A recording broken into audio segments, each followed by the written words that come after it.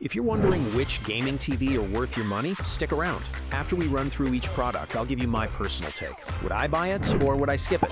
No fluff, just my honest opinion. Let's get into it. LG G5 OLED. After a week of grinding on this thing, the blacks are stupid deep and motion is basically instant, which makes every shooter feel buttery. It gets plenty bright for an OLED too, so HDR pops without washing out the dark rooms. Would I buy it? Yes, because it nails the pure gaming feel without any annoying quirks compared to the others. Samsung S95F OLED. This QD OLED beast throws insane color and brightness at you while the anti-glare screen laughs at my living room lights. Gaming at 165 Hz feels next level smooth, especially on PC. But man, the Tizen interface still glitches out sometimes when switching inputs. Would I buy it? Yes, because nothing else here matches the vibrant punch in bright rooms, and it edges out the LG for everyday chaos. Sony Bravia 9. The brightness on this mini LED is ridiculous, and it handles bright HDR scenes like a champ, but the slower pixel response turns fast action into a blurry mess during intense fights. Only 2 full HDMI 2.1 ports means I was constantly unplugging stuff like an idiot.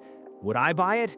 No, because the motion blur and limited ports make it feel outdated next to the faster OLEDs and value minis. TCL QM8K. For the price, this thing delivers crazy brightness and solid 144 Hz gaming performance that kept me locked in for hours.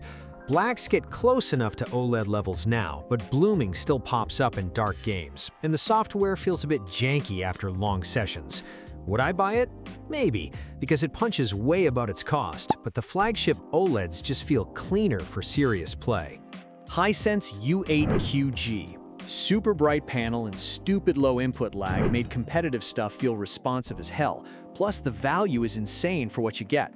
After a week though, the blooming and mixed scenes started annoying me, and it does not quite hit the contrast perfection of the true OLEDs. Would I buy it? Yes, because for most gamers, this crushes the premium options without emptying your wallet. LG B5 OLED. After a week of late-night sessions, this thing nails perfect blacks and buttery smooth motion, with basically zero blur or lag. It crushes console gaming at 120 Hz, but feels a bit dim when the sun's blasting in compared to the brighter minis. Would I buy it? Yes, because it's the smart budget OLED pick that actually delivers without the flagship tax. Samsung QN95. This mini LED gets stupid bright for daytime gaming, and the 165 Hz on PC is nice, but man, those slow pixel transitions turn fast action into a smeary mess next to any OLED here. Tizen still feels bloated with ads, and the blooming in dark scenes is annoying after a few hours. Would I buy it? No, because the motion blur kills the immersion, and the LG B5 just feels way snappier for actual gameplay. Sony A95L. The colors and HDR pop insanely well, making games look like interactive movies, and that processing is chef's kiss. Only 2 full HDMI 2.1 ports though, plus higher input lag than the others, means it loses to the LG and Panasonic when you're grinding ranked matches. Would I buy it? Maybe, because the picture is gorgeous, but I'd rather grab the Panasonic Z95B for similar visuals without the port headache. Panasonic Z95B. Holy crap, the accuracy, and that built-in sound actually thumps without a bar, while the 144 Hz VRR keeps everything locked in. Only 2 HDMI 2.1 ports suck if you run multiple consoles, but the true game mode looks dialed in straight out of the box. Would I buy it? Yes, because it feels like the refined gamer's OLED here that doesn't annoy you after owning it, unlike the others. TCL QM7K. For the price, this mini LED gets surprisingly bright and colorful with solid 144 Hz support that handles most console stuff fine. Blacks still crush it compared to older LEDs, but next to the real OLEDs in this list, you notice the motion blur and blooming constantly. Would I buy it? No, because it's decent value until you try the LG B5 and realize why you'd rather spend a bit more for no compromises. Hisense U7QG. This thing punches way above its price with insane brightness in 4 full HDMI 2.1 ports that handle 165 Hz like a champ, making fast shooters feel snappy after a week of grinding. blacks are deep enough for dark rooms, but it still crushes the brighter stuff better than most here, without the usual mini LED halo nonsense. Would I buy it? Yes, because it's the no-brainer value king that actually delivers for real gaming sessions. Samsung The Frame Pro. Looks dope as wall art with that matte screen hiding reflections, but the wireless box adds stupid latency that makes competitive games feel off after a few days. Motion gets blurry quick, and you're paying premium for art mode that most gamers won't use over actual performance. Would I buy it? No, because the lag and price make it pointless next to proper gaming TVs like the Hisense or LG. LG C4 OLED. Perfect blacks and instant response time turn every game into a cinematic punch, with buttery smooth 144Hz on PC and zero noticeable blur in fights. It still gets plenty bright for most setups, and the 4 HDMI ports make switching consoles effortless without compromise. Would I buy it?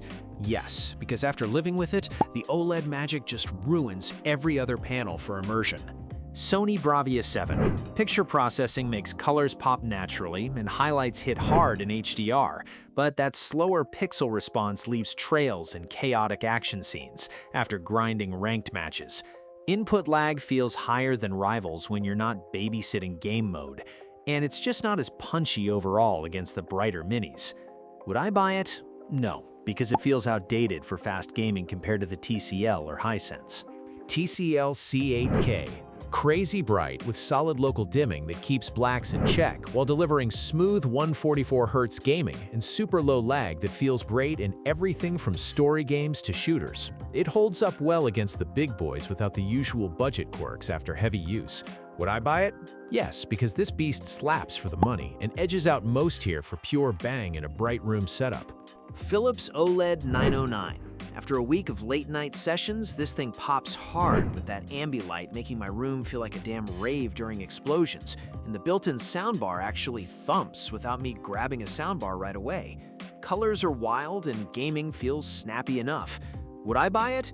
No, because the limited full HDMI ports and missing apps drive me nuts compared to the LG's 4-port setup. Panasonic Z85B. This mid-ranger surprised me with buttery smooth motion and natural colors that don't scream fake like some others. Plus, the response time makes dodging feel instant in fast games. It's solid for the price and doesn't overdo the processing. Would I buy it? Maybe, because it's a chill pick if you're not chasing max brightness, but the Samsung just murders it in HDR pop for similar money. LG C5 OLED. 4 full HDMI ports mean I can plug everything without swapping cables like an idiot, and the 144Hz with super low lag turns my console into a competitive beast with zero tearing. WebOS is still the snappiest for jumping between games and Netflix. Would I buy it? Yes, because it just works flawlessly for actual daily gaming, without any of the Sony lag annoyances. Samsung S90F OLED. The brightness on this QD OLED slaps highlights so hard in HDR games that everything else looks dim next to it, and colors punch way more than the Panasonic. Gaming Hub is handy, but the Tizen interface still feels bloated sometimes. Would I buy it? Yes, because that pop and matte screen kill glare in my bright room setup, easily beating the Philips for pure visuals.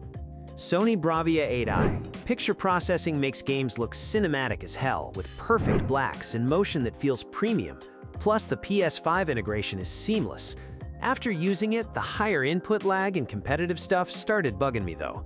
Would I buy it? No, because the LG and Samsung feel way more responsive for actual gaming sessions, while this one prioritizes movies too much. Thanks for watching. I hope this video helped you pick the gaming TV for you. If you have any questions, drop a comment below. Links to all of these products mentioned in this video will be in the description.